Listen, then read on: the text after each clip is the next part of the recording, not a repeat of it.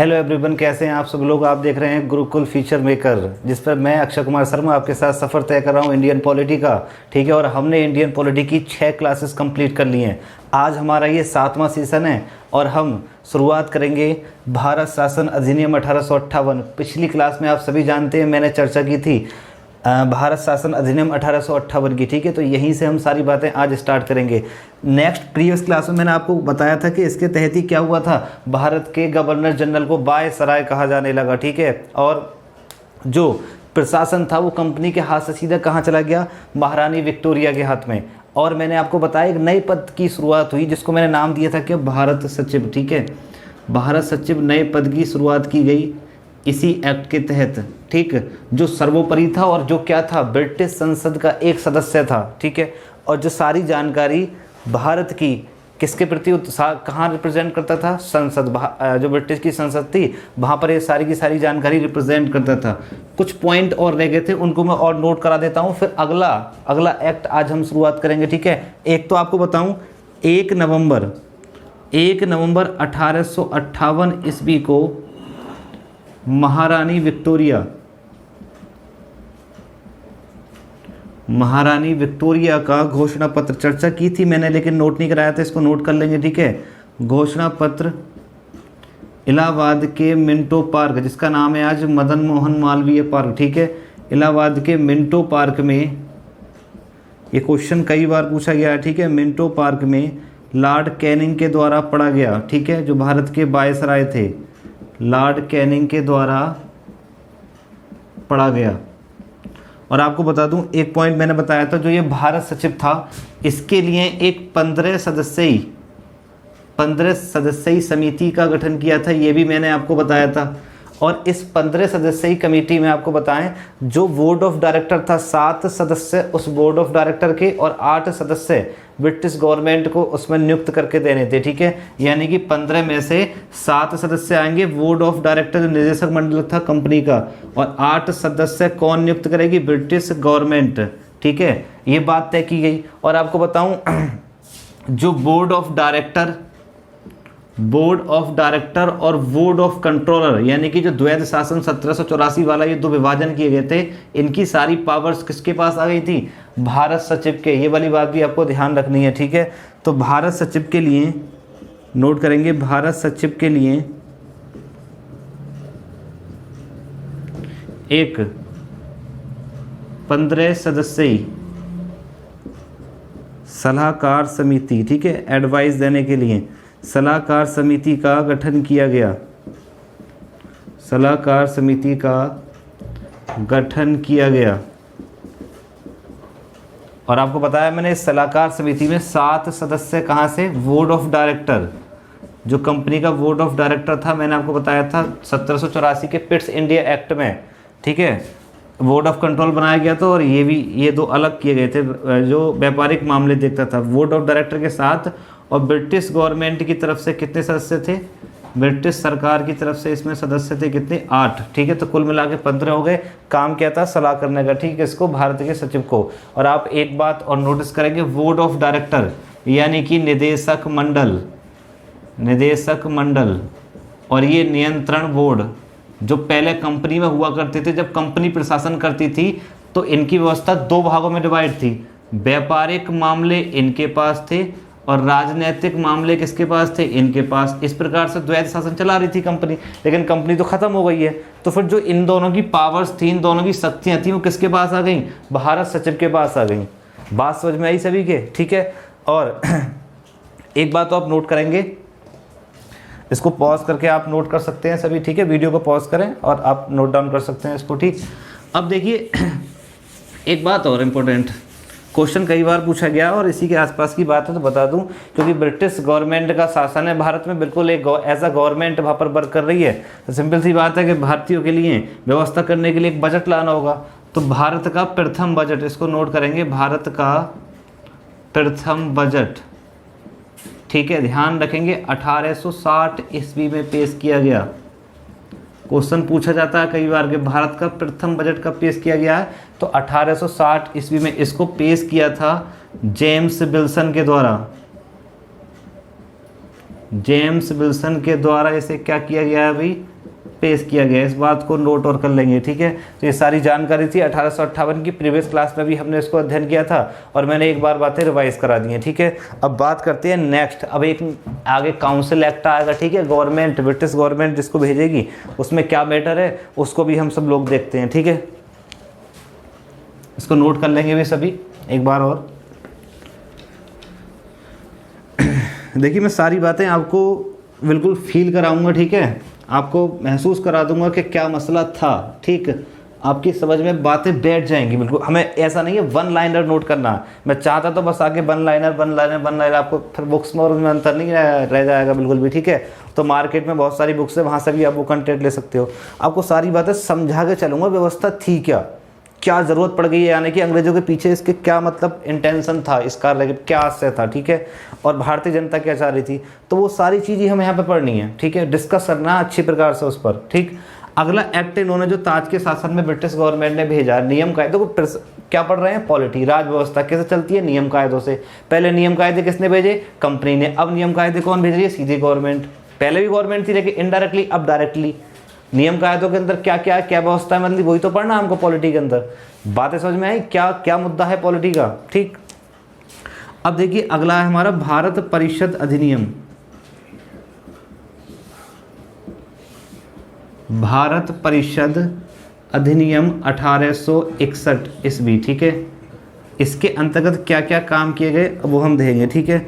सबसे पहला काम क्या किया गया, ठीक है, इन्होंने सबसे पहला काम किया कि कानून बनाने की प्रक्रिया में, ठीक है, जो कानून बनाए जाते थे भारत के लिए, उसमें भारतीयों को भी क्या किया गया, शामिल, पहली बार, ठीक है। तो पहला पॉइंट ये हो गया इसके तहत कि कानून बनाने की प्रक्रिया में, कानून बनाने की, ये क्वेश्चन पूछा गया है, प्रक्रिया में भारतीय प्रतिनिधित्व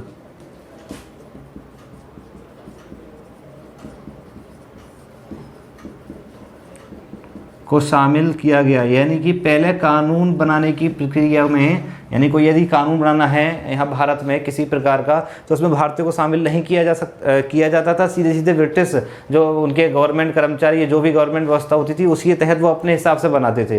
लेकिन पहली बार उन्होंने भारतीयों की राय मांगी और उनको उस कानून बनाने की प्रक्रिया में शामिल किया गया। किस एक्ट के तहत, 1861। सीधा सीधा क्वेश्चन पूछा जाएगा आपसे कि बताइए किस एक्ट के तहत भारतीयों को कानून बनाने की प्रक्रिया में शामिल किया गया है, तो वो कौन सा है, 1861 का भारत परिषद अधिनियम, the council act of India, ठीक, शामिल किया गया।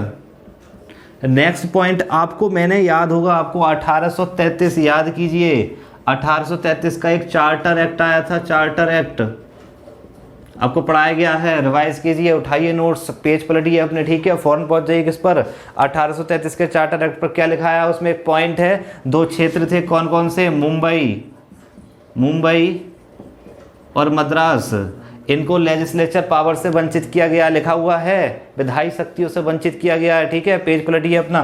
तो वही विधायी शक्ति इनको पुनः दी गई किस एक्ट में, 1861। दो क्वेश्चन बने, नोट करें। पहला, इनको वंचित किया गया 1833 के चार्टर एक्ट में, जब कंपनी शासन करती थी, लेकिन इनको विधायी शक्तियां पुनः दे दी गई कब, 1861 में, जब ब्रिटिश गवर्नमेंट के हाथ में सीधा प्रशासन था। बातें समझ में आई, ठीक है। तो यहाँ पर नोट करेंगे कि इसके तहत मद्रास तथा बम्बई, ठीक है, अब हुआ नाम इसका मुंबई, पहले इसको बम्बई था, ठीक है, बम्बई को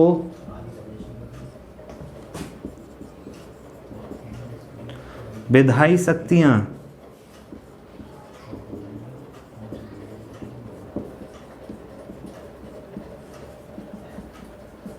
प्रदान की गई, ठीक है। और थर्ड काम क्या हुआ, इसी एक्ट के तहत अध्यादेश जारी करने की शक्ति दी गई किसको, वायसराय को, ठीक है। अभी समझाऊंगा क्या है अध्यादेश, ठीक है। पहले ये नोट कर लें कि इसके तहत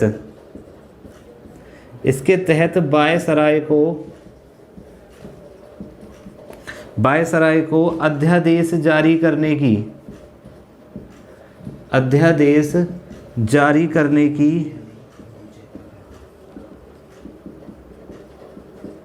शक्ति दी गई। और इस अध्यादेश की लिमिट 6 माह की अवधि होती थी। लेकिन कुछ बच्चे कंफ्यूज हो रहे होंगे क्योंकि अभी हम स्टार्टिंग कर रहे हैं। सर सब कुछ समझ में आ रहा है, ये अध्यादेश है क्या, ठीक है, हमको अध्यादेश समझाइए, ठीक है। तो अभी पहले आपको पूरा अध्यादेश क्लियर करूंगा, लेकिन पहले इसको पॉज कर लें, जो इसको बिल्कुल नोट डाउन कर लें, ठीक है, और फिर मैं अध्यादेश की चर्चा करूंगा क्या मैटर है, बिल्कुल आपके समझ में आ जाएगा, ठीक। कोई ऐसा वर्ड नहीं होगा जिसमें आप कन्फ्यूज होंगे, ठीक। इसको नोट करें।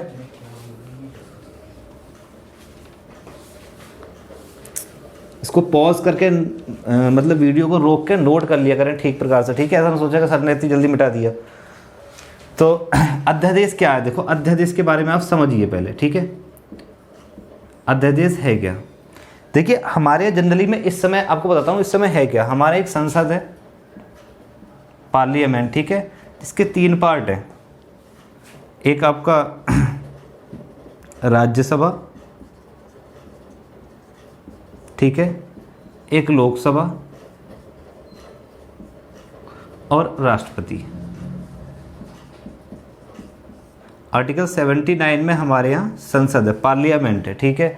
ये विधायी, हमारे यहाँ क्या होता है, संघ की विधायिका, संघ की कार्यपालिका, संघ की न्यायपालिका, 3 पार्टों में गवर्नमेंट डिवाइडेड होती है। तो ये विधायिका का पार्ट है, विधायिका, ठीक है, विधायिका का पार्ट है संसद, और संसद के 3 पार्ट है। विधायिका का काम क्या होता है, कानून बनाना, क्या बनाना, कानून का निर्माण करना, ठीक है, कानून का निर्माण करना। क्योंकि सिंपल सी बात है, हमारा देश किसके अनुसार चलता है, नियम कायदों के अनुसार, एक्ट, अधिनियम, ठीक है। तो वो कानून बनाने का काम ही क्या होता है, विधायिका का, ठीक है। उसको पालन करवाने का काम कार्यपालिका का, और उसको पालन करने का काम कार्यपालिका अब तक वो पालन करती रहेगी। अगर पालन नहीं करोगे तो पालन करवाएगी कौन, न्यायपालिका, ठीक है। वो उसमें जैसे आप सपोज दैट हेलमेट है, बाइक चला रहे हो आप, ठीक है। मैं आपको क्लियरली विस्तार से और आपको डिटेल में बताऊं। जैसे हमारे संघ होता है, संघ भाग 5 में, तो संघ के 3 पार्ट हैं, ठीक। 3 पार्ट में एक है कार्यपालिका, आपको क्लियरली समझ में आ जाएगा, कोई भी पॉइंट आपके दिमाग में नहीं बचेगा, बस ध्यान से समझेंगे सारी बात, ठीक। ये 3 पार्ट है संघ के, सेंटर, केंद्र के, ठीक है, गवर्नमेंट के, सरकार के। सबसे पहली बात कानून बनाने की बात आती है, तो कानून बनाता कौन है, विधायिका, ये कानून बनाती है, ठीक है। और ये कानून का पालन करवाते हैं, ठीक है। और यदि आप कानून का पालन नहीं करते हैं तो इसका संरक्षण कौन करती है, संरक्षण न्यायपालिका, ठीक है, उस कानून का संरक्षण, ठीक है। अब आप देखिए सपोज दैट एक बाइक के ऊपर कानून बनाना है, ठीक है, बाइक के ऊपर कानून बनाना क्या, कि जो बंदा हेलमेट नहीं लगाएगा उस पर कितने का जुर्माना लगाया जाएगा, 500 रुपये का। ये एक नियम बनना है, ठीक है, कि अब विदाउट हेलमेट जो मिलेगा उस पर 500 रुपये का जुर्माना। अब ये पूरे भारत में लागू होना है नियम। तो इस नियम को जो एमपीज होते हैं, चाहे वो लोकसभा के सांसद हो जिनको हम चुनकर भेजते हैं, वो सांसद इसको नियम को पेश करेगा यहाँ पर सदस्य जो होते हैं, यहाँ पर मैक्सिमम 500, आपके इसमें 545 सदस्य हैं, ठीक है। यहाँ पर कितने हैं, 245 सदस्य हैं। यहाँ पर मैक्सिमम 552 हो सकते हैं, यहाँ पर 250 हो सकते हैं, ठीक है। तो 545 सदस्य में बहुमत, यानी कि आधे से ज़्यादा लोग इसमें हामी भर देते हैं कि हाँ भी बिल्कुल सही है, हेलमेट जो ना लगाए इसको 500 रुपये का जुर्माना, ये नियम होना चाहिए। तो जब यहाँ पर आधे से ज़्यादा लोग इसको हाँ बोल देंगे तो ये बोला जाएगा यहाँ से पास हो गया। उसके बाद यहाँ से भी शुरुआत कर सकते हैं, यहाँ से भी शुरुआत कर सकते हैं, ठीक है, लोकसभा से भी, राज्यसभा से भी, ठीक है। लोकसभा में जो बैठते हैं यहाँ पर व्यक्ति, उनको कहा जाता है एमपी, सांसद। यहाँ पर बैठते हैं वो भी एमपी होते हैं, लेकिन इनको हम चुनकर भेजते हैं सीधा, इनको हम चुनकर नहीं भेजते, ठीक है। हम किसको चुनते हैं, एमएलए को। एमएलए नाम तो सुना होगा आप लोग, किसको चुनते हैं, एमएलए को। और एमएलए किसको चुनते हैं, एमपीज को, राज्यसभा में जाने वाले। और इन वाले एमपीज को हम सीधा चुनते हैं, लोग बैठ जाते हैं वहाँ पर जाकर चुनाव प्रक्रिया के तहत, ठीक है। तो यहाँ से पेश किया गया 500 रुपये के साथ, क्या मोटर जो हेलमेट नहीं लगाएगा उस पर जुर्माना लगाया जाएगा। यहाँ से पास हो गया तो फिर वो कहाँ जाएगा, यहाँ पर। यहाँ से भी उसको आधे से ज़्यादा लोगों ने क्या कर दिया, हाँ कर दिया, तो पास माना जाता है। आधे से ज़्यादा लोग उसको हाँ कर दें, उसके बाद वो कहाँ जाएगा, राष्ट्रपति के पास। और जैसे ही राष्ट्रपति के क्या होंगे उस पर हस्ताक्षर, तो वो क्या बन जाएगा, कानून बन जाएगा। क्या बन जाएगा, कानून, ठीक है। और जैसे ही कानून बन जाएगा तो वो कार्यपालिका के पास भेजा जाएगा। कार्यपालिका में कौन होते हैं? कार्यपालिका में राष्ट्रपति होता है आपका, ठीक है, प्रधानमंत्री भी होता है और अन्य मंत्रीगण होते हैं। तो जो सड़क एवं परिवहन मंत्री होगा वो इस कानून को लागू करवाएगा कि हाँ भाई ये पकड़ो, ये कानून आया और जो हेलमेट न लगाए उससे 500 रुपये जुर्माना लो, ठीक है। अब पकड़ लिएगा, एक आदमी जुर्माना नहीं दे रहा, ठीक है, तो फिर उसको किसके पास भेज दिया जाएगा? न्यायपालिका के पास। उसको न्यायपालिका सज़ा सुनाएगी कि हाँ भाई आपने कानून का पालन नहीं किया और आपके साथ ये 6 माह की सज़ा है या फिर आप इसको जुर्माना वसूलिए। तो एक प्रक्रिया समझिए कानून की क्या होती है?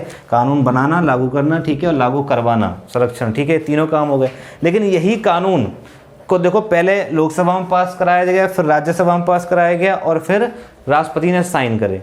लेकिन यही कानून इन दोनों के अलावा सीधे सीधे राष्ट्रपति राष्ट्रपति ही सीधे सीधे कानून बना सकता है। और जब राष्ट्रपति सीधे सीधे कानून बनाता है तो उसको क्या कहा जाता है? अध्यादेश। इनकी बिना मर्जी के, ये अब्सेंट है, लेकिन उसकी कंडीशन होती है, ऐसा नहीं ये बैठे हैं तब नहीं, जब ये अब्सेंट होते हैं, ये लोग नहीं है, छुट्टी चल रही है संसद में, ठीक है, और उस समय कोई एक्ट बनाने की आवश्यकता पड़ गई, इमरजेंसी, जब संसद में कार्रवाई नहीं चल रही है, सत्र नहीं चल रहे हैं, तो ऐसे समय में राष्ट्रपति अध्यादेश जारी करता है। अध्यादेश का मतलब क्या होता है? कानूनी होता है। एक अध्यादेश क्या होता है? एक कानूनी होता है, ठीक है। लेकिन जब इनकी गैर मौजूदगी होती है सीधा सीधा राष्ट्रपति जारी कर देता है, वो कानूनी माना जाता है, ठीक है। और इस कानून की जो लिमिट होती है, टाइमिंग होती है, वो कितने माह तक? 6 माह तक, ठीक है। और क्या प्रोसेसिंग होती है? जब ये दोनों सदन आ जाएंगे, दोनों सदन के लोग बैठक करने लगेंगे, तो उसको 6 सप्ताह के अंदर, ध्यान रखेंगे, 6 सप्ताह के अंदर राष्ट्रपति वो जो कानून है, जो अध्यादेश है, उसको इनसे क्या कराना पड़ेगा? पारित कराना पड़ेगा। यदि पारित नहीं करा पाते हैं तो उसकी लिमिट कितनी रहेगी? 6 माह तक। और यदि 6 सप्ताह के अंदर, जब से सत्र शुरू होगा तब से टाइमिंग शुरू होगी, यदि 6 सप्ताह के अंदर यहाँ से दोनों से पास करा लिया जाता है तो फिर ये अध्यादेश क्या बन जाएगा? कानून बन जाएगा। इसकी लिमिटेशन अनलिमिटेड टाइम के लिए हो जाएगी। तो बात समझ में आई? अध्यादेश क्या होता है? एक कानूनी होता है जिसको सीधे सीधे राष्ट्रपति ही संसद की जो दोनों सदन होते हैं उनकी अनुपस्थिति में सीधे सीधे अध्यादेश जारी कर देता है। आगे बात समझ में? ऑर्डिनेंस जिसको कहा जाता है, और ये भारत संविधान के आर्टिकल 123 में है, ठीक है। राष्ट्रपति इसको जारी करता है, लेकिन ऐसा नहीं है, राष्ट्रपति केंद्र में राष्ट्रपति और राज्यपाल भी अध्यादेश जारी कर सकता है, ठीक है, राज्य में। और ये प्रावधान है आर्टिकल 213 में, ठीक है। तो ये पॉइंट हम उसको समझाना था कि अध्यादेश होता क्या, कानून प्रक्रिया ऐसे बनती है, लेकिन इसको सीधे सीधे राष्ट्रपति बना सकता है, किसके रूप में? अध्यादेश के रूप में, ऑर्डिनेंस के रूप में। तो ये वाली प्रक्रिया पहले अभी हमारे राष्ट्रपति के हाथ में पहले किसको दी गई है? वायसराय को। तो वायसराय को अध्यादेश जारी करने की शक्ति दी गई। बात समझ में आ गई होगी आप सभी के। अब नेक्स्ट पॉइंट की चर्चा करते हैं।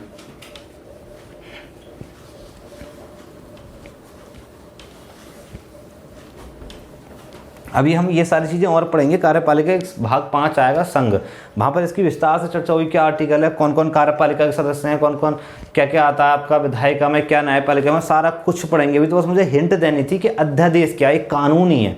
तो कानून क्या है वो बता दिया, कौन बनाता है, कौन लागू करता है, कौन लागू करवाता है, वो आपको पॉइंट आपके दिमाग में सारी बातें हो गई, ठीक है।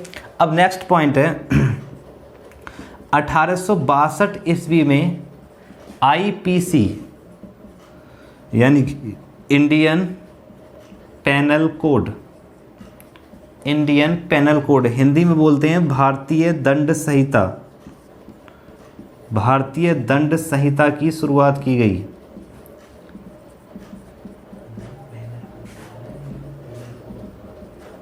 आपको ये बताऊं, जो ये निर्माण हो गया था इसका, वो 1860 में ही हो गया था। कुछ बच्चे कहीं देखें कंफ्यूज ना हो, निर्माण 1860 में, लेकिन इसको जो लागू किया गया, शुरुआत हुई, वो हुई है 1862 में। इंडियन पेनल कोड, भारतीय दंड संहिता है क्या, ठीक है।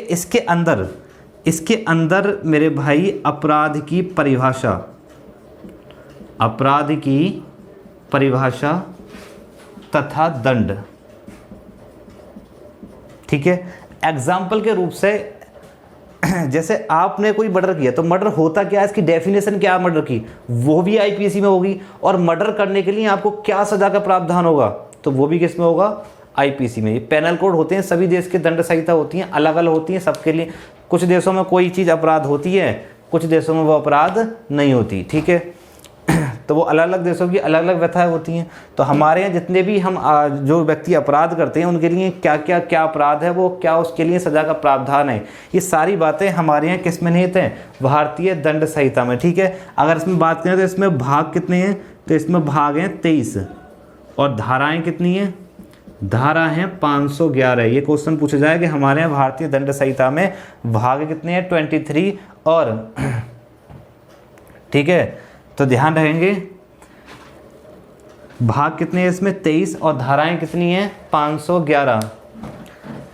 तो ये रही इंडियन पेनल कोड की। ठीक, तो अब आगे की बात करते हैं हम। इसमें जैसे एग्जांपल देता हूं मैं, जैसे धारा 302 और धारा 300, ये दोनों, इसमें क्या है, इसमें मर्डर की परिभाषा है। इसमें क्या है, मर्डर की परिभाषा। मर्डर होता क्या है, धारा 302 क्या है, इसमें मर्डर के लिए क्या होगा, मर्डर के लिए दंड। ठीक है, तो इंडियन पिनल कोड में आपको मैंने ये बताया कि क्या क्या व्यवस्था है। ठीक है, क्या चीज़ होती है, ये इसमें अपराध की परिभाषा, अपराध के लिए दंड, ये सारी बातें इसमें होती हैं। ठीक है, अब बात करते हैं हम नेक्स्ट, इसको नोट कर लेंगे भी सभी।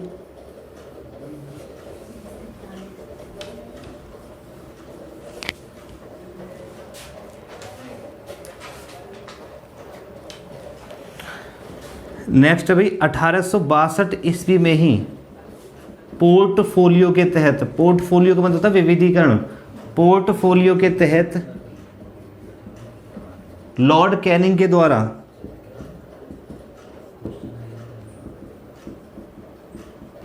भारत का विभागीकरण किया गया। ये भी मोस्ट इंपोर्टेंट क्वेश्चन है। ठीक है, विभागीकरण किया गया। विभागीकरण क्या होता है आपको बताऊं मैं। जैसे आज हमारे यहाँ रक्षा मंत्रालय है, वित्त मंत्रालय है, गृह मंत्रालय, सारे डिपार्टमेंट अलग है ना, तो ये जो विभागीकरण किया गया, प्रत्येक डिपार्टमेंट को अलग अलग करने का कार्य किया है, ये श्रेय किसको जाता है भाई, लॉर्ड कैनिंग को। अगर आपसे पूछा जाए भारत में विभागीकरण के जनक, तो वो कौन कहे जाएंगे, लॉर्ड कैनिंग। इन्होंने ही 1862 में विभागीकरण की शुरुआत की भारत में। ठीक है, डिपार्टमेंट बनाए गए अलग अलग। तो ये बात हुई किसकी भाई, भारत परिषद अधिनियम 1861, इसके तहत ये सारे काम किए गए। आपको ध्यान रखने हैं, मोस्ट इंपोर्टेंट ये सारी बातें नोट डाउन करेंगे सभी। अब बात करते हैं नेक्स्ट एक्ट जो ब्रिटिश गवर्नमेंट ने बनाकर भेजा, क्या है, इसको पॉज करके आप नोट कर लें ठीक प्रकार से सभी।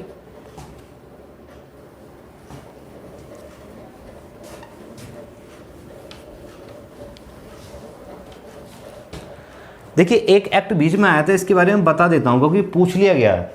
एक था 1873 का ईस्वी का भारत शासन अधिनियम। एक ही पॉइंट से इसको नोट करेंगे क्योंकि मुझे छोड़ना कुछ नहीं है। ठीक है, कंटेंट आपको सारा कुछ दिया जा रहा है जो इंपॉर्टेंट है सारा। एग्जाम में कुछ भी बच के नहीं जाएगा। ठीक है, 100% आपके क्वेश्चन यहीं से मिलेंगे, विश्वास करके आप तैयारी करिए। आप कहीं भी कंटेंट पढ़िए तो आपको महसूस हो जाएगा, ठीक है, कि यहाँ कुछ नहीं छोड़ा जा रहा। तो 1873 का जो भारत शासन अधिनियम आया, इसके तहत जो ब्रिटिश ईस्ट इंडिया कंपनी थी, जिससे प्रशासनिक व्यवस्था सारी किसके हाथ में चली गई थी, महारानी विक्टोरिया, ब्रिटिश गवर्नमेंट कहें, उसके हाथ में सारी व्यवस्थाएं आ गई थी। तो वो जो सारी कंपनी थी उसको भंग कर दिया गया, बिल्कुल समाप्त कर दिया गया इस एक्ट के तहत। अब तक सारी पावर्स छीनी गई थी, लेकिन अब उसको पूरी तरह से क्या कर दिया गया, भंग। तो क्वेश्चन पूछा जाएगा ब्रिटिश ईस्ट इंडिया कंपनी को कब भंग किया गया, तो आप ऐसा न करें 1858 लगा देंगे साहब, तभी से उनके हाथ में आ गई, भंगी हो गई, लेकिन नहीं, उसे एक एक्ट बनाकर लाए थे स्पेशली। ठीक है, और 1 जून 1800 इसके तहत 1 जून 1876 ईस्वी को British east India company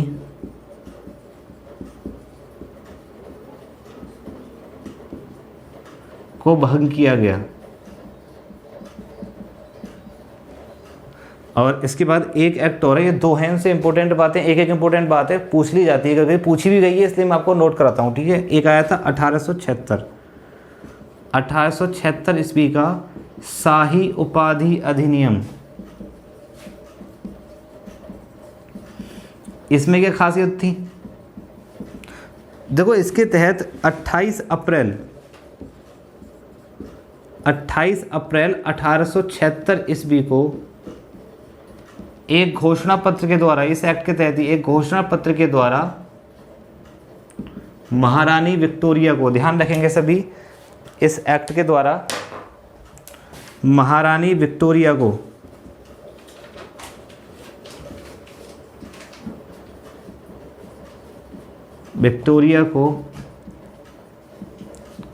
Bharat की सम्राज्ञी घोषित किया गया।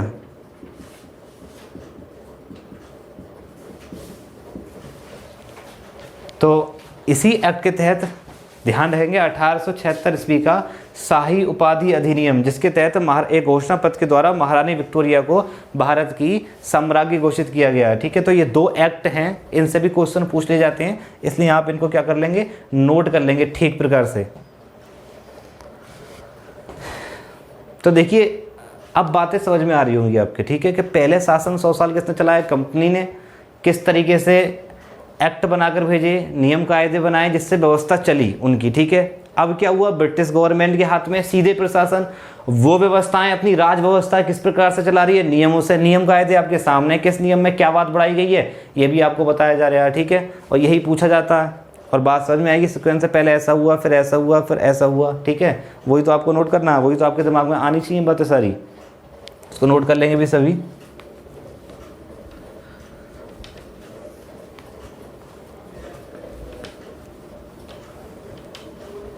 और मैं एक बार फिर आपको कह रहा हूँ कि जो मेरी क्लासेस हैं, आज का आपका टारगेट है क्लास 2। आज आपको क्लास 2 जो मेरी पॉलिटी की डली हुई है, ठीक है, क्लास 2 को आपको देखना है। जो नोट कर चुके हैं, पढ़ चुके हैं, उनको रिवाइज करना है स्पीड मीटर के साथ। ऊपर यूट्यूब में ये 3 इस तरह के बिंदु आते हैं, यहाँ पे क्लिक करोगे तो स्पीड मीटर आ जाएगा, उसमें 2 गुना स्पीड कर लेंगे और फिर इसको तेज़ देखेंगे। अगर 30 मिनट की क्लास है तो आप 15 मिनट में इसको कंप्लीट कर लेंगे। और जो पहली बार देखेंगे क्लास 2, वो तो कंप्लीट देखें आराम से, नोट डाउन करके आनंद के साथ। दोबारा देखने से क्या होगा, ये रिवाइज हो जाएगी, हमारे दिमाग में बातें बैठ जाएंगी। ऑनलाइन का पूरा फ़ायदा उठाइए आप लोग। तो आज पिछली क्लास में मैंने क्लास 1 का टारगेट दिया था, आज आपको क्लास 2 आपको देखनी है। और जो बच्चे देख रहे हैं उसको, उसके नीचे यस आई रिवाइज इस तरीके से कोई ना कोई कमेंट करें, जिससे मुझे मालूम पड़ जाए कि हाँ मेरी बात मानी गई है और बच्चों ने इस क्लास को क्या किया, रिवाइज किया। ये आपके फ़ायदे की बात है, समझ रहे हो। आप सभी जानते हैं पॉलिटी का बहुत, यूपी के किसी भी स्टेट में पॉलिटी का बहुत महत्वपूर्ण आजकल क्वेश्चन ज़्यादा बन रहे हैं, क्योंकि राजनीतिक बातें ज़्यादा होती हैं। अखबारों में आप देखते हो तो ये मुद्दे बनेंगे, सब कुछ पढ़ने के बाद कुछ भी नहीं रह जाएगा, सारी बातें समझ में आएंगी, इंटरेस्टेड हो जाओगे। न्यूज़पेपर भी उठाओगे तो जो मुद्दे चलते हैं ना कि 17 ये एक्ट वो एक्ट, तो सब समझ में आएंगे आपके, और आप बड़ी उत्सुकता के साथ पढ़ोगे। ये ऐसा नहीं है कंपटीशन एग्जाम, आपकी रियल लाइफ में भी आपको पता होना चाहिए किस आर्टिकल के तहत हमें क्या प्रावधान है। कोई हमें गिरफ्तार कर रहा है, उसके पीछे कारण क्या है, बस ऐसा नहीं है। आप जानते नहीं होगे तो सीधे चले जाओगे, पुलिस तुम्हें 3 दिन 4 दिन अरेस्ट कर रही है, पता नहीं चल रहा है, तुम जानते नहीं हो, 24 घंटे से ज़्यादा अरेस्ट नहीं कर सकती किसी मामले में। ठीक है, तो वो संदेह के आधार पर, तो वो सारी बातें पता होंगी, तभी तो आप उसको बात को उठाओगे, तभी तो सच्चाई जानोगे। तो ये एक इंडियन का एक कर्तव्य भी है कि उसको पॉलिटी राज व्यवस्था समझ में आनी चाहिए, समझ रहे हो आप। अब बात करते हैं भाई नेक्स्ट,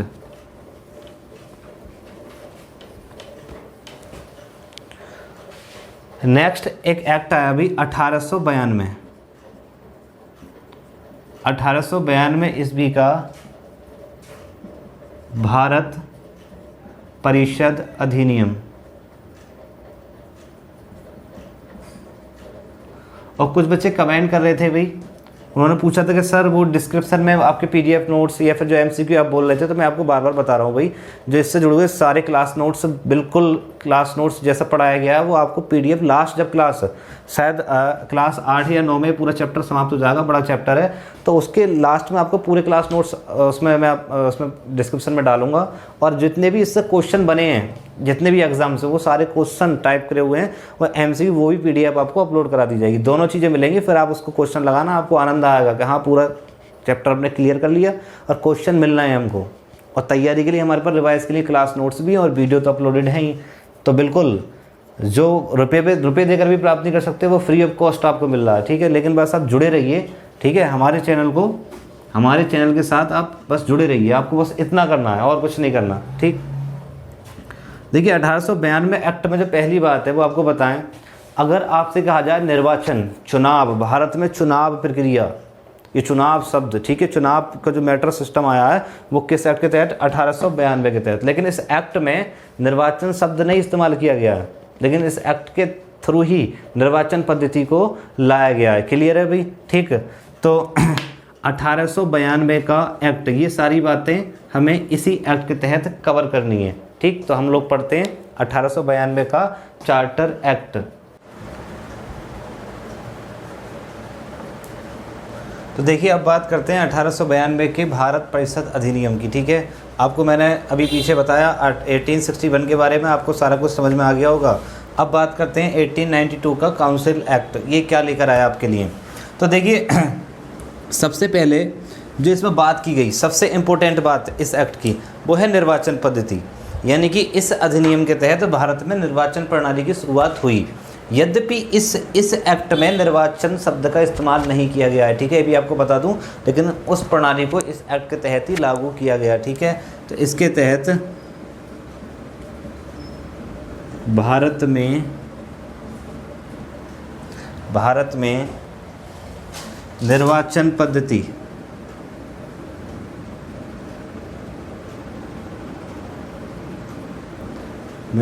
पद्धति की शुरुआत हुई,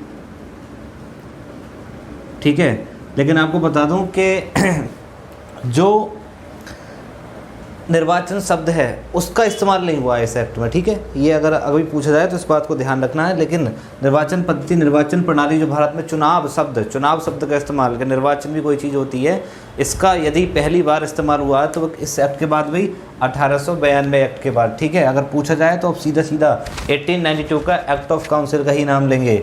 और आपको बताएं क्या होता था, एक तो सेंट्रल में काउंसिल थी जिसको बोलते थे केंद्रीय परिषद, जैसे आज लोकसभा होती है, ठीक है। और हुआ करती थी प्रांतीय परिषदें, जैसे आज विधानसभा होती है राज्य में, प्रांतीय परिषद।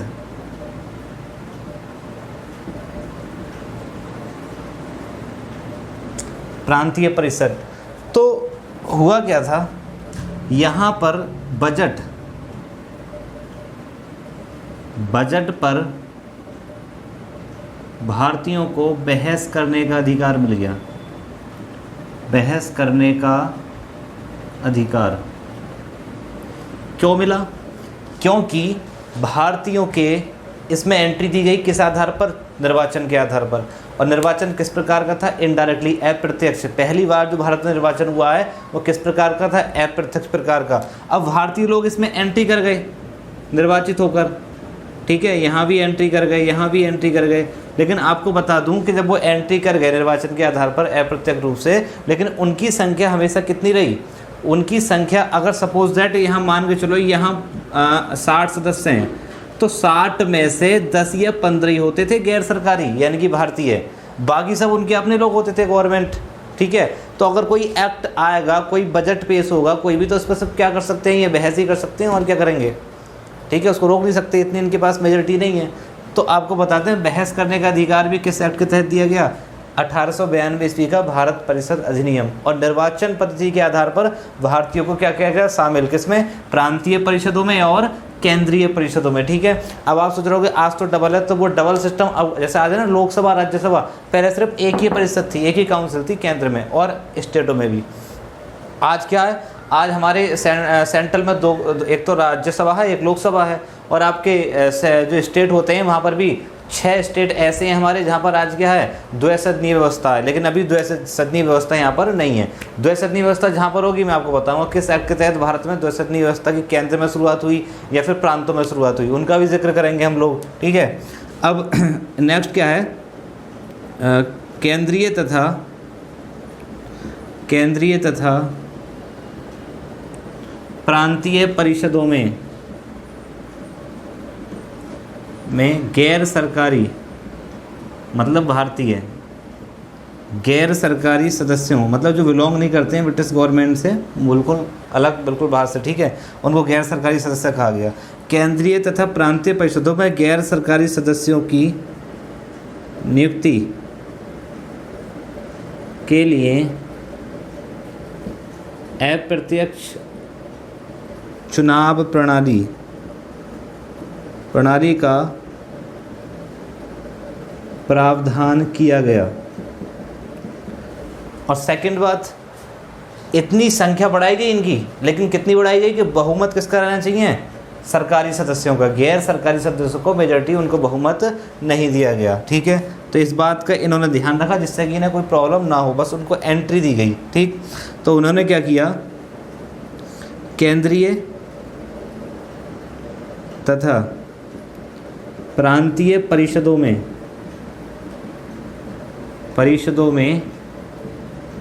गैर सरकारी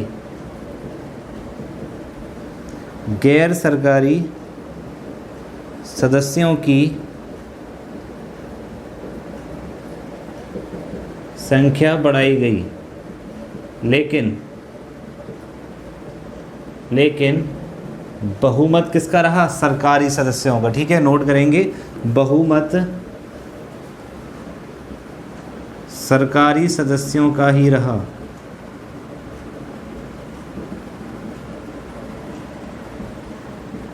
और जब बहुमत नहीं होता तो सिर्फ आप बहस कर सकते हो, इसके अलावा आप कुछ नहीं कर सकते, ठीक है। तो सिंपल सी बात है, यदि 6 लोग हैं और उनमें से 4 लोग और आपके पास 2 लोग, तो आप क्या कर सकते हो, वो 6 में से 4 हाँ बोलेंगे और उनके पास बहुमत है, वो कुछ भी कर सकते हैं, आप कुछ नहीं कर सकते, सिर्फ बहस कर सकते हो, ठीक है। तो इस एक्ट के तहत, इसके तहत भारतीयों को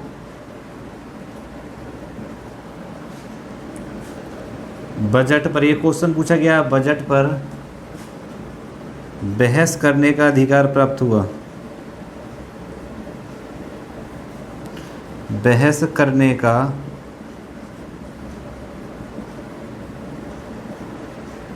अधिकार प्राप्त हुआ।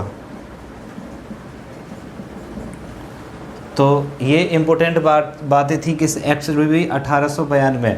तो सबसे पहली बात, निर्वाचन शब्द से अगर कोई क्वेश्चन आ जाए और एक्ट दे रखे हों और निर्वाचन की बात करी हो, तो आप आंखें मीच के किसको सिलेक्ट करोगे, 1892, ठीक है।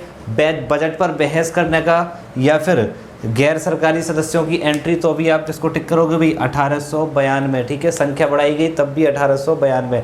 ये सारी बातें आप किसको क्लिक करेंगे भाई, सबसे मोस्ट इंपॉर्टेंट बात निर्वाचन, इससे क्वेश्चन निर्वाचन वाला ही पूछा जाता है, या फिर बहस करने का अधिकार, ये 2 मोस्टली क्वेश्चन पूछे जाते हैं। तो आप ध्यान रखेंगे क्या भाई, 1892 का भारत परिषद अधिनियम, ठीक। अब हम बात करते हैं आगे की।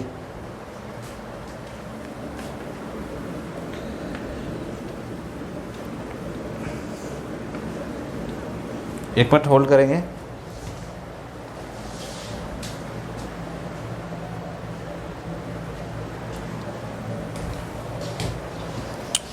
देखिए अब बात करते हैं आगे की।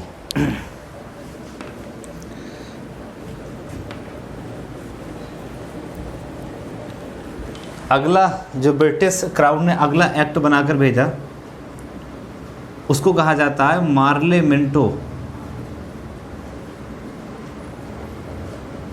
मार्लेमेंटो सुधार अधिनियम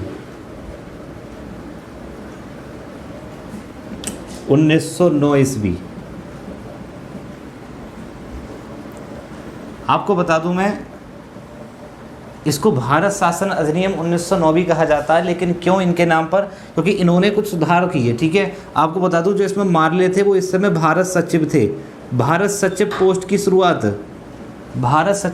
शुरुआत, भारत सचिव के बारे में आप जानते हैं, ये पद, जो भारत सचिव का पद था, ये हमने किस में पढ़ा, अभी मैंने बताया था, अभी जो हमारी क्लास हुई थी, प्रीवियस क्लास हुई है, ठीक है, क्लास 6, उसमें मैंने आपको बताया, ठीक है। आपको आई सजेशन पर जाकर आप उसको देख सकते हैं दोबारा, भारत सचिव कैसे आया, क्या था क्या नहीं था, जिन्होंने नहीं समझा है वो आप आई सजेशन पर क्लिक करें और वो मेरी क्लास देखें, वहाँ आपको पूरी जानकारी इसको मिल जाएगी। तो इस समय भारत सचिव कौन थे, मार्ले, और भारत का वायसराय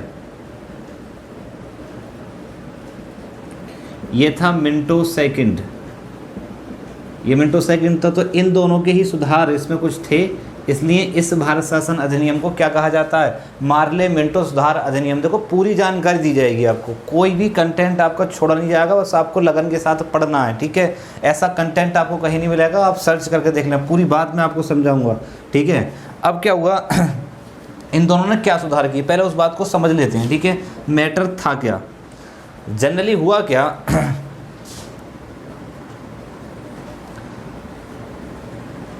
इन्होंने क्या सोचा कि यूनिटी बननी शुरू हो रही है, और यदि भारत में यूनिटी बन गई है, ठीक है, सभी भारतीय एकत्र हो गए, तो फिर क्या होगा, सिंपल सी बात है, प्रॉब्लम क्रिएट हो जाएगी। जैसे कि 1857 इसमें चांस बने थे एकत्र होने के, वो तो ये हुआ कि वो क्रांति अलग अलग समय पर हुई, तो उन्होंने उस पर काबू पा लिया, लेकिन अगर यूनिटी बन गई तो खेल खराब हो जाएगा। तो इन्होंने क्या सोचा, फूट डालो राज करो नीति, आपने सुना होगा ना, फूट डालो, वो यहीं से शुरू होती है।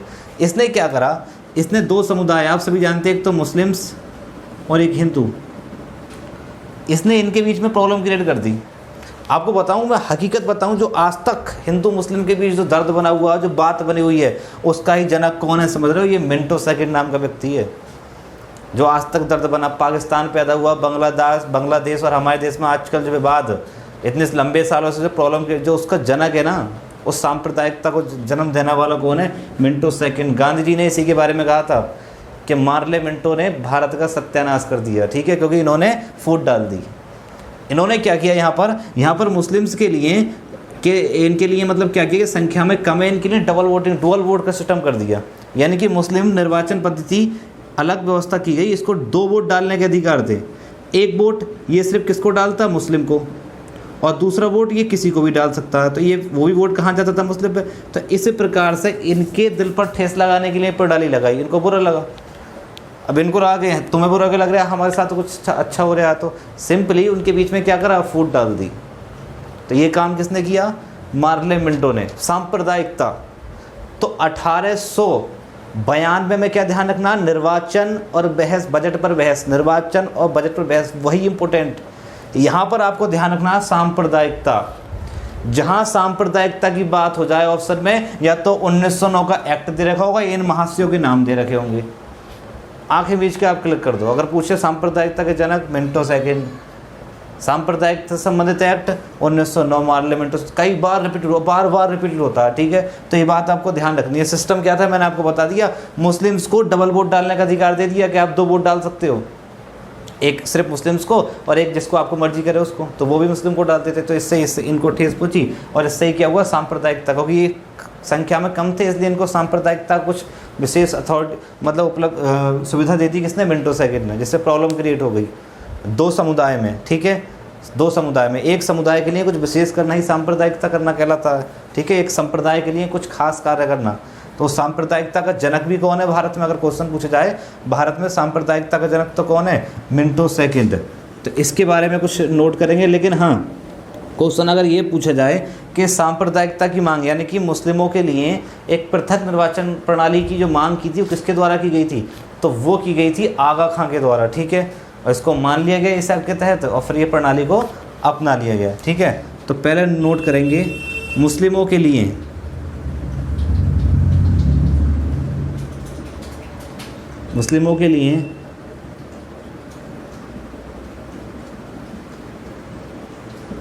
पृथक निर्वाचक प्रणाली, पृथक मतलब कुछ अलग स्पेशल अथॉरिटी इनको दी जाए चुनाव प्रणाली में, डबल वोट या जो भी मैंने आपको बताया, ठीक है। प्रणाली की मांग आगा खां, मुस्लिम लीग, ठीक है। 1906 संस्थापक हैं कौन भाई, आगा खां। आगा खां के नेतृत्व में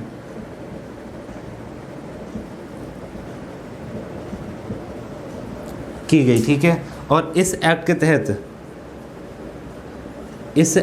तहत अधिनियम के तहत मुस्लिमों के लिए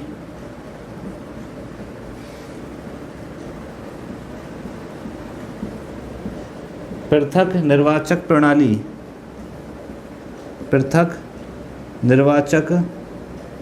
प्रणाली का प्रावधान किया गया, ठीक है। वो क्या थी मैंने अभी आपको समझाया, ठीक है। कुछ विशेष प्रोविंस किए गए, किसके लिए भाई, मुस्लिमों के लिए, उनके लिए सुविधाएं दी गई वोटिंग में, ठीक है। तो वही कहलाती है पृथक निर्वाचक प्रणाली, सिर्फ किसी विशेष के लिए कुछ करना, ठीक है। और इसी के कारण सांप्रदायिकता को बढ़ावा दिया गया, किसके द्वारा? मिंटो सेकंड के द्वारा। तो सांप्रदायिकता का जनक भारत में, क्वेश्चन पूछा जाएगा, भारत में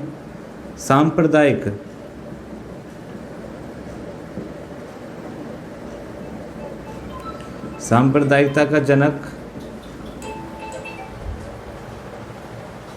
भारत में सांप्रदायिकता का जनक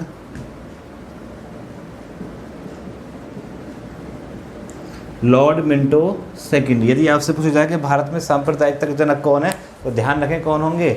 लॉर्ड मिंटो सेकंड। क्लियर है भाई? ठीक है, तो ये सब आपको जानकारी दे दी गई।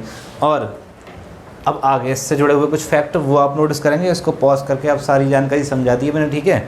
इसको नोट डाउन कर लें आप।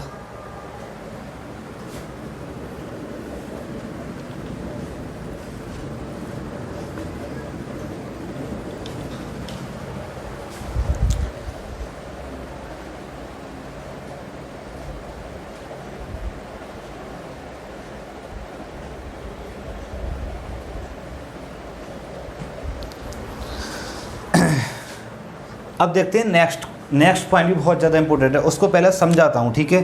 क्या है नेक्स्ट पॉइंट, आपके समझ में आ जाएगी। देखिए जनरली हुआ क्या,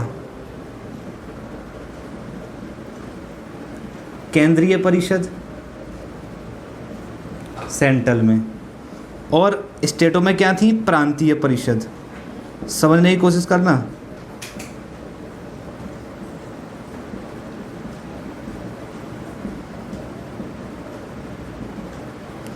ठीक है, प्रांतीय परिषद थी। जैसे आज होता है सेंटर में लोकसभा, राज्यसभा, हर स्टेट पे विधानसभा, विधान परिषद होती है, ठीक है, कुछ कुछ में। तो ये व्यवस्था थी। अब इन्होंने क्या किया भाई, लोग बाग निर्वाचित होकर यहाँ भी पहुँच रहे थे, यहाँ भी पहुँच रहे थे और यहाँ भी पहुँच रहे थे, भारतीय। लेकिन जनरली क्या हुआ, वो पहुँच कितने रहते संख्या में? बहुमत से कम। अगर यहाँ टोटल 40 सदस्य हैं मेरे भाई, तो वो कुल 10 आ रहे हैं, तो क्या कर लेंगे 10? 30 तो उनके हैं गवर्नमेंट, वो तो उनके फेवर में रहेंगे, उनके गवर्नर के फेवर में रहेंगे। तो कोई अगर उनको बात, अब गांव के लोगों ने कहा कि साहब आप चुन कर गए हो, हमारे लिए ये व्यवस्था कराओ, लगान की कम कराओ, या फिर ये व्यवस्था, ये पहुँचे, इन्होंने ऐड करा, वो पास ही नहीं हुआ, 10 लोग सपोर्ट कर रहे हैं, 30 लोग मना कर रहे हैं, तो प्रॉब्लम क्रिएट होगी ना। तो इनको लगने लगा भाई कि हम तो बस नाम के लिए जा रहे हैं, हम कुछ करवा पा तो है नहीं रहे, ठीक है, कर तो पा नहीं रहे हैं कोई भी बात। तो फिर ये वाली बात अंग्रेजों को भी पता लगी कि लोगों के बीच उग्र भावना पैदा हो रही है, कुछ ना कुछ करना पड़ेगा, और उनका इलाज यही है, वो क्या चाहते हैं? बहुमत चाहते हैं। तो इस एक्ट के तहत क्या किया गया? संख्या बढ़ाई गई, यहाँ पर भी संख्या बढ़ाई गई, गैर सरकारी सदस्यों की संख्या बढ़ाई गई, ठीक है, और यहाँ पर भी क्या कर दिया गया? संख्या बढ़ाई गई। लेकिन एक नया काम हुआ कि यहाँ पर सपोज दैट 60 सदस्य हैं, तो 60 में से मान के चलो 25 सदस्य क्या हो गए? गैर सरकारी, यानी कि गांव के। तो बहुमत अब भी किसका रहेगा भाई? 35 सदस्य अंग्रेजों को रहेंगे, तो यहाँ पर तो बहुमत अब भी उनका है। लेकिन इस एक्ट के तहत प्रांतीय परिषदों में क्या किया गया? सपोज दैट 40 है, तो 40 में से 25 क्या हो गए? गैर सरकारी, यानी कि प्रांतीय परिषदों में गैर सरकारी सदस्यों को क्या दे दिया गया? बहुमत। अब वो नियम कायदे अपने भी बना सकते हैं, उनके पास पावर है, उनके पास मेजॉरिटी है। तो अगर पूछा जाए कि प्रांतीय परिषदों में बहुमत गैर सरकारी सदस्यों को किस एक्ट के तहत दिया गया, तो यही था मार्ले मिंटो सुधार अधिनियम। ये बात भी आपको ध्यान रखनी है, ठीक है, सांप्रदायिकता के साथ साथ। तो मैं आशा करता हूँ ये सारा मैटर समझ में आ गया होगा कि क्या किया गया? संख्या बढ़ाई गई। केंद्रीय परिषद में कितनी भारतीयों की? कि बहुमत भारतीयों का नहीं रहना चाहिए, लेकिन यहाँ पर बढ़ाई गई इतनी कि इनको क्या दे दिया गया? बहुमत। क्यों? जिससे उग्र न हो जाए। अब कम से कम माहौल शांत हुआ, लोगों को लगा हाँ भाई हम भी कुछ कर सकते हैं, ठीक है। लेकिन इसका खामियाजा भुगतना पड़ेगा, लोग तो फिर कुछ भी करेंगे ना, उनके पास पावर है। तो इसकी भी टेंशन होगी अंग्रेजी, इसका भी इलाज करेंगे। क्या इलाज करेंगे अभी हम आगे समझेंगे सारी बातें, ठीक है। तो इसको अभी मैं नोट कराऊंगा, समझाना जरूरी था। आशा करता हूँ समझ में आ गई होगी सारी बात आपके, ठीक है। तो क्या किया गया इसके तहत? इसके तहत केंद्रीय तथा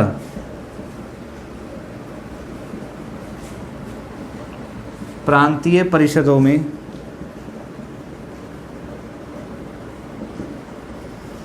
गैर सरकारी सदस्य, यानी कि भारतीय, मतलब वो भारतीय जिन्हें ब्रिटिश गवर्नमेंट के अंडर में नहीं आते थे, वो भारतीय गैर सरकारी सदस्य कहलाते थे। गैर सरकारी सदस्यों की संख्या बढ़ाई गई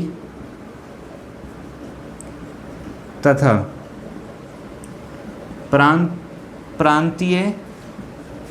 प्रांतीय परिषदों में गैर सरकारी सदस्यों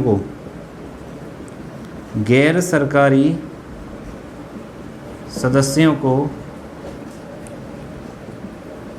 बहुमत दिया गया। ठीक है, यानी कि उनकी संख्या इतनी बढ़ा दी कि वो मेजॉरिटी उनके पास आ सके। ठीक है, देखिए ये वाली बात, ये भारत का संवैधानिक टॉपिक पढ़ना क्यों इंपॉर्टेंट है, इससे तो सारी बातें आनंद आएंगी। अगर आपको मूवी दिखाई जाए और वो बीच में से दिखा दी जाए तो फिर आप समझ नहीं पाते, उसको कन्फ्यूजन में रहते हो कि क्या हुआ हो, क्या सारी कहानी थी। ये बिल्कुल स्टार्टिंग है, यहाँ से सारी बात समझ में आएंगी, बिल्कुल समझ पाओगे। रट्टा आपको कोई 4 आर्टिकल बता दे, आप रट के बैठ गए उसको, 5 आर्टिकल यहाँ से रट के बैठ गए, लेकिन उससे पॉलिटी समझ में नहीं आएगी। उससे आप न्यूज़पेपर खोलो तो अब क्वेश्चन आ रहे हैं, फैक्ट्री बनने हैं, कुछ कहानी घुमा कर पूछी जाती है कि ये व्यवस्था कब हुई है, ऐसा कब हुआ, तो मेरे भाई वो तभी जवाब दे पाओगे जब आपने एक बार पूरा सिलेबस पढ़ लिया होगा। समझ रहे हो? तो एक बार पूरा कंटेंट, पूरी बातें समझ लो, उसके बाद सारे क्वेश्चन याद करने की आवश्यकता नहीं रहेगी। या तो आप 1 लाइनर जो पढ़ा रहे हैं उनसे पढ़ लो, नोट कर लो सारी बातें और याद करते रहना। क्या क्या याद कर लोगे मुझे तो पता नहीं, हिस्ट्री भी याद करोगे, पॉलिटी भी, biology, chemistry, physics, history, economics, करते रहो सारा कुछ याद।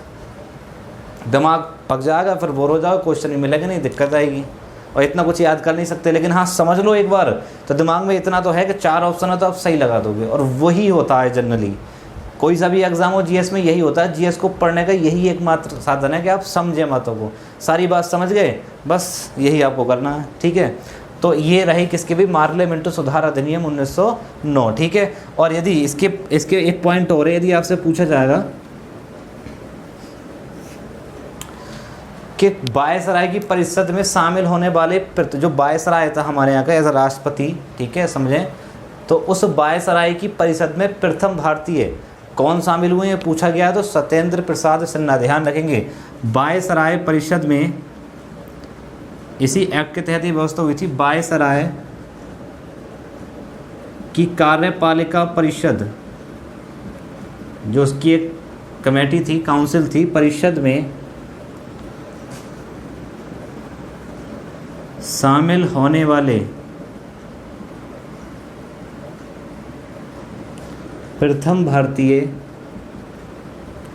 सत्येंद्र प्रसाद सिन्हा। ये कांग्रेस, जो भारतीय राष्ट्रीय कांग्रेस है, उसके अध्यक्ष भी रह चुके हैं। ठीक है, सत्येंद्र प्रसाद सिन्हा बने। ये क्वेश्चन कई बार पूछा गया है भाई कि बताइए वायसराय के कार्यपालिका परिषद में प्रथम भारतीय कौन थे जो शामिल किए गए हैं, तो वो कौन है, सत्येंद्र प्रसाद सिन्हा। तो ये सारी की सारी बातें हुई हमारी किस एक्ट से जुड़ी हुई भाई, 1909 के पार्लियामेंट सुधार अधिनियम की। अब नेक्स्ट हम एक्ट की बात करते हैं, बहुत ज़्यादा इम्पोर्टेंट, जो है भाई क्या, मॉन्टेग्यू चेम्सफोर्ड, यह भारत शासन अधिनियम 1919। ठीक है, उसके बारे में हम चर्चा करेंगे अब।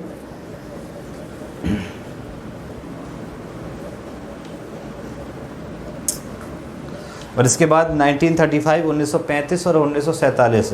इसके बाद आप क्लास 8 क्लासेस में आपका ये टॉपिक ख़त्म हो जाएगा, जो बहुत ज़्यादा इंपॉर्टेंट आपका टॉपिक है। ठीक है, और सबसे बड़ी बात है, इसको समझ गए तो पूरी राज व्यवस्था आपके समझ में आ जाएगी। नींव है ये, बेसिक है, इसको ही नहीं समझ पाए तो सारी पॉलिटी को नहीं समझ पाओगे। फिर याद करने को आप कर लो, और याद का आप जानते हो, ठीक है, कितना याद कर सकते हो, बस लिमिट है। और जीएस में सिंपल सी सभी लोग कहते हैं कितना याद कर लें, क्या क्या याद कर लें, रोते रहे हो आज तक जीएस पढ़ने का ये तो फंडा रहा है सर, क्या क्या याद करें जीएस में। तो अबे भाई सिलेबस तो पढ़े एक बार पूरा, तो लूसेंट के 4 क्वेश्चन पढ़ के चला गया, किसी टीचर ने तुझे 2 पेपर दे दिए, उन्हें पढ़ के चला गया, वो पेपर में आए नहीं, फिर रोते हो कि अरे क्या हो गया भाई, हमें तो जीएस कितना था। एक बार सिलेबस पढ़ो पूरा, उसके बाद क्वेश्चन अपने आप टिक करके आओगे और आनंद भी आएगा। ठीक है, टाइम देना पड़ेगा आपको इसके लिए, सिलेबस पढ़ने पड़ेंगे सारी कंप्लीट। और जॉब लेनी है तो इतना तो करना ही पड़ेगा 100%। ठीक है, ये बात मान लो अगर आपको जॉब चाहिए। देखिए अब नेक्स्ट एक्ट की बात करते हैं, वो आया मॉन्टेग्यू चेम्सफोर्ड।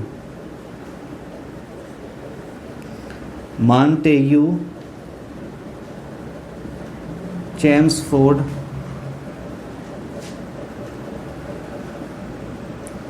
सुधार अधिनियम।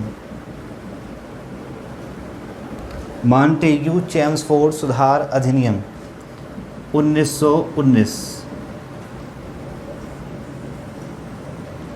इससे बहुत सारे इंपॉर्टेंट क्वेश्चन बने हैं, बड़े ध्यान से पढ़ना, ठीक है। अब सबसे पहली बात होगी, इसको भारत शासन अधिनियम 1919 भी कहा जाता है, लेकिन इसमें जो मेन रोल है वो मॉन्टेग्यू का और चेम्सफोर्ड का है। अब वही दिक्कत, ये कौन है, क्यों जुड़े हुए हैं, तो आपको बता दें ये हैं भारत सचिव, पिछले एक्ट की तरह ही सारी बातें। भारत सचिव मॉन्टेग्यू चेम्सफोर्ड, ठीक है, मॉन्टेग्यू, और जो भारत के वायसराय थे वो थे चेम्सफोर्ड, लॉर्ड चेम्सफोर्ड। भारत के वायसराय वो कौन थे, चेम्सफोर्ड। ये दो लोग थे यहाँ पर, ठीक है। इन्हीं के नाम पर क्या कहा जाता है अभी, मॉन्टेग्यू चेम्सफोर्ड सुधार अधिनियम 1990, ठीक है, 1919 ईस्वी। अब क्या है मैटर, मैं आपको बताऊँ इसमें क्या किया गया।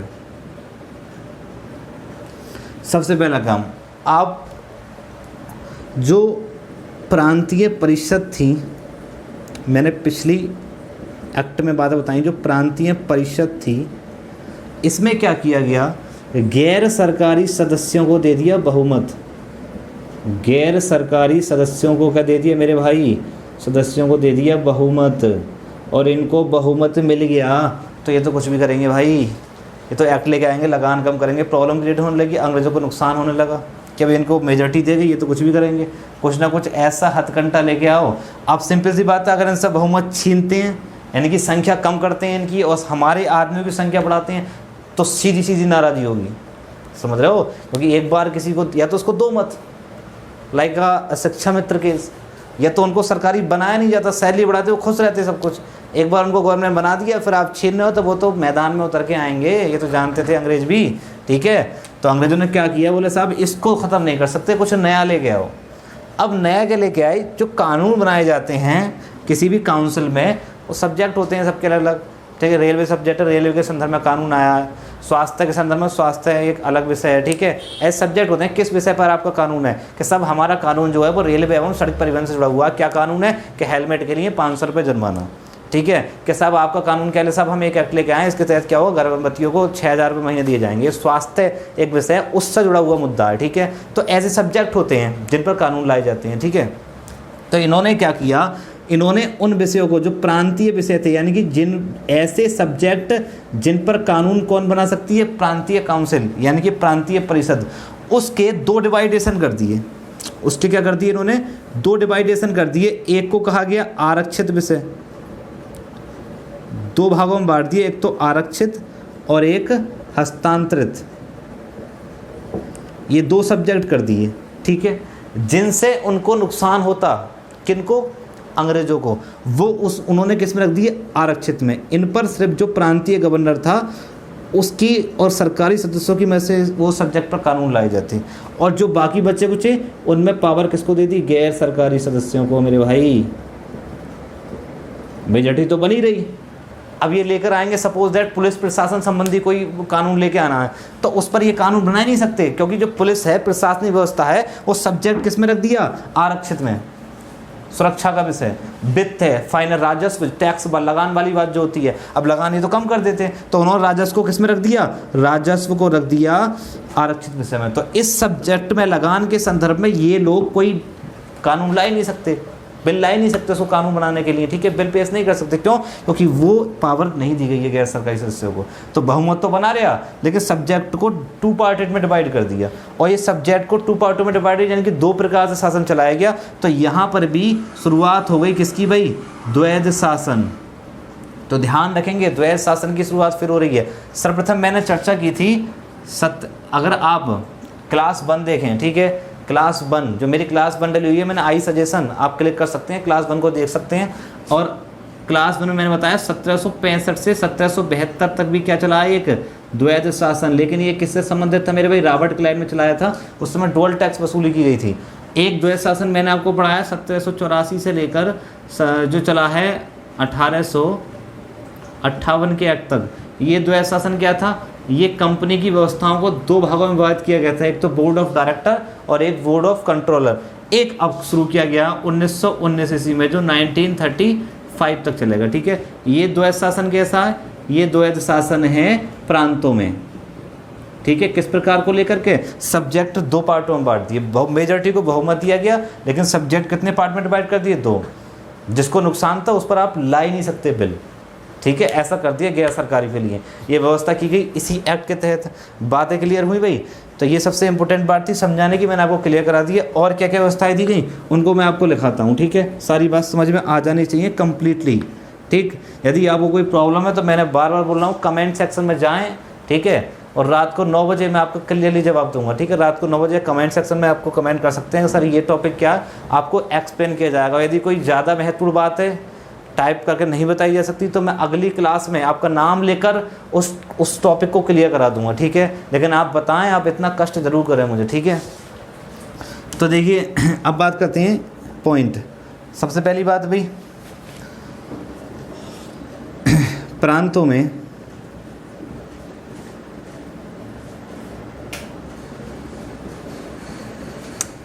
प्रांतीय विषयों को 2 भागों में, नंबर 1 आरक्षित विषय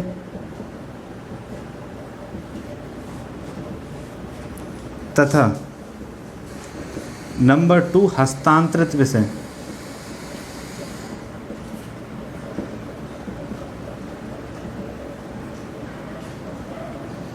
विभक्त कर प्रांतों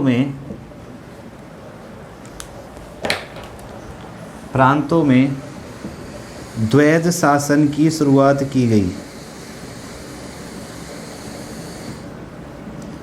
द्वैध शासन की शुरुआत की गई, ठीक है। सबसे इंपॉर्टेंट बात, ठीक है, प्रांतों पर द्वैध शासन कब लागू किया गया? तो 1919 ईस्वी के एक्ट के तहत, ठीक है। और इसको मॉन्टेग्यू चेम्सफोर्ड सुधार अधिनियम में कहते हैं। इंपॉर्टेंट बात है, भारत सचिव और वायसराय ने इसमें ज़्यादा क्या सजेशन दिया, क्या इसमें सुधार किए गए, वो मैंने इंपॉर्टेंट आपको बता दिया, ठीक है। अभी और भी बातें हैं जो हमें पढ़नी है, किसकी भाई? 1919 ईस्वी के एक्ट की, ठीक है। लेकिन क्लास का टाइम आपका हो गया है और आज क्लास को हम यहीं पे ब्रेक करते हैं। लेकिन आपको मैं बार बार कहूँगा, ठीक है, आज आप क्या करें, मैं आपको फिर पुनः बता रहा हूँ, क्लास 2 जो पॉलिटिक्स डली हुई है उसको रिवाइज करें, उसको देखें और देखने के बाद मुझको कमेंट करें, जिससे मुझको लगे हाँ मेरी बात मान रहे हैं, आप स्टडी कर रहे हैं। ये आदत डालनी पड़ेगी आपको। कितनी एक बार नोट कर लिए, दोबारा उसको फास्ट मोड पर लगा कर देखें उसको, ठीक है। जितने बच्चे देखेंगे दोबारा सब मुझको कमेंट करेंगे, ठीक है। और आपकी कमेंट्स बहुत कम आ रही है, मैं आपको बताएं, आप कमेंट्स बहुत कम कर रहे हैं। देखो जब तक कमेंट्स नहीं करोगे हमको पता नहीं चलेगा और हमको आनंद भी नहीं आएगा, जनरली बताएं आपको, ठीक है। तो आप वीडियो देखें पूरी, एक बार ही देखें, पूरी देखें उसको, और फिर बाद में कमेंट ज़रूर करें।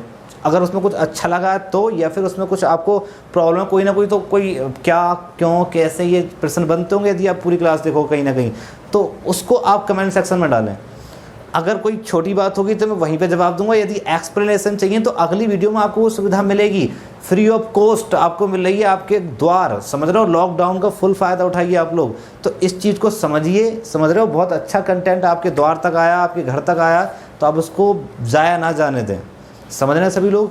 तो इस वीडियो को यदि आप पसंद किए हो तो इसको लाइक करिए, और कोई प्रॉब्लम हो तो कमेंट सेक्शन में कमेंट से ज़्यादा करिए। जितनी ज़्यादा कमेंट आएंगी उतनी ज़्यादा मोटिवेट होंगे हम, और उसी के थ्रू हम आगे और भी क्लासेस, ज्योग्राफी, यूपी, जेके, हिस्ट्री, ये भी मैं आपके लिए लेकर आऊँगा आगे जीएस पोर्शन में, ठीक है। और आपका पूरा जीएस पोर्शन जिससे आप घबराते हैं वो सारी घबराहट खत्म हो जाएगी, ठीक है। और आपके अच्छे अटैम्प्ट पेपर बहुत अच्छा होगा और आप सरकारी नौकरी के भागीदार बनेंगे, ठीक है। तो आज की क्लास को यहीं पर समाप्त करते हैं। जय हिंद, जय भारत।